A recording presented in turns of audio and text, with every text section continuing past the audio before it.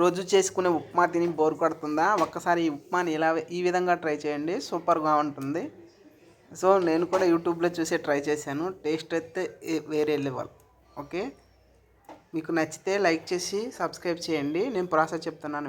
First ఒక half packet curd packet తీసుకోండి. Like curd ప్యాకెట్లో ఒక హాఫ్ అనేది తీసుకోండి. నేను ఒక సింగిల్ పర్సన్కి అనేది చేస్తున్నాను. సో తీసుకున్న తర్వాత ఇలా మెత్తగా ఇలా చేసేసుకోవాలి.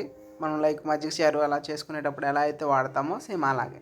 సో ఇలా తీసుకొని కొంచెం కొంచెం వాటర్ పోసుకొని కొంచెం పలసాగా చేసుకోవాలి. లైక్ దోసపిండి కన్సిస్టెన్సీ ఎలా ఉంటుందో అలా చేసుకోవాలి. తర్వాత ఒక పచ్చిమిరపకాయని సన్నగా కట్ చేసుకొని వేసుకోవాలి. అలాగే కొన్ని ఉల్లిపాయలు, అంటే ఒక చిన్న ఉల్లిపాయని కట్ చేసుకొని చిన్న ముక్కలుగా వేసుకోవాలి. అలాగే ఒక చిన్న సైజు టమాటాని ముక్కలు ముక్కలుగా కట్ చేసుకొని వేసుకోవాలి. ఇలా వేసుకున్న తర్వాత ఒక గరిటె తీసుకొని మొత్తం కలిసే విధంగా తిప్పుకోవాలి. ఇలా మొత్తం కలిపే విధంగా తిప్పుకుంటూ ఉండాలి. తిప్పుకున్న తర్వాత పక్కన పెట్టుకొని గ్యాస్ స్టవ్ ఆన్ చేసుకొని ఒక కళాయి పెట్టుకోవాలి. కొంచెం ఆయిల్ వేసుకొని ఇప్పుడు మనం కొన్ని పల్లీలు,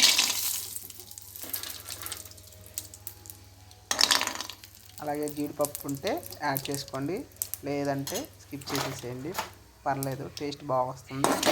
ఉన్నా పర్లేదు, లేదంటే వేసుకున్నా పర్లేదు. సో అవి ఒక చిన్న మంట తీసుకొని లైట్గా గోల్డెన్ కలర్ వచ్చే వరకు వేయించుకోవాలి.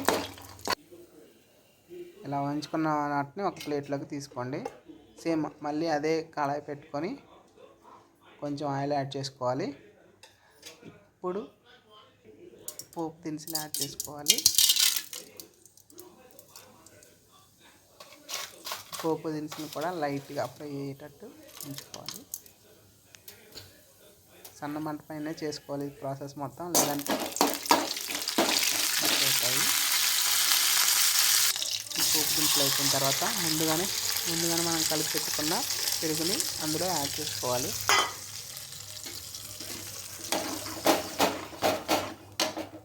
ఇవి సన్న మంట పైన కొంచెం ఒక 2 నిమిషాలు అట్లా ఉడకనివ్వాలి. మొత్తం కలిసే విధంగా గడ్డతో తిప్పుతూనే ఉండండి. సో ఇవి కొంచెం ఉడికిన తర్వాత మన దగ్గర బొంబాయి రవ్వని కొంచెం వేసుకుంటూ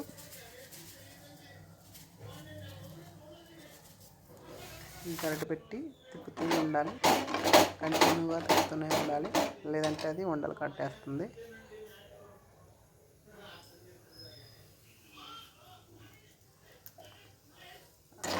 తిప్పుతూనే ఉండాలి కంటిన్యూగా. తిప్పకపోతే అవి ఉండలు కట్టేస్తుంది.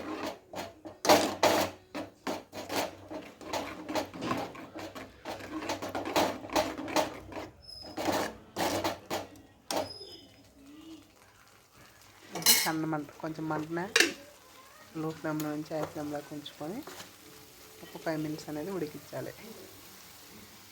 ఇప్పుడు కొంచెం సాల్ట్ యాడ్ చేసుకోవాలి.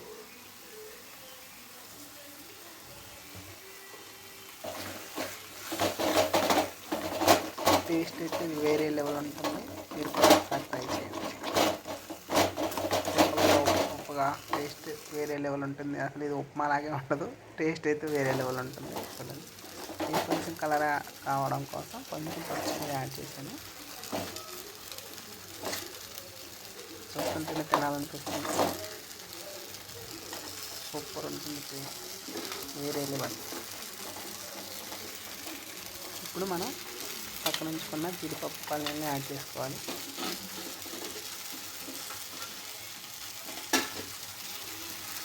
ఇలా ఫైనల్గా గార్నిష్ చేసుకొని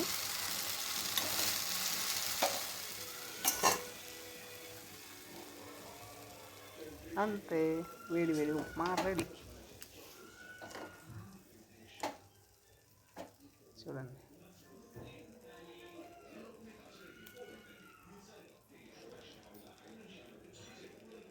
ఇది వేడి వేడిగానే తినాలి, అప్పుడే టేస్ట్ తెలుస్తుంది. ఇప్పుడు స్టవ్ ఆఫ్ చేసుకొని తినేయటం అంతే. మీకు నచ్చినట్లయితే మన ఛానల్ని సబ్స్క్రైబ్ చేయండి, లైక్ చేయండి, కామెంట్ చేయండి.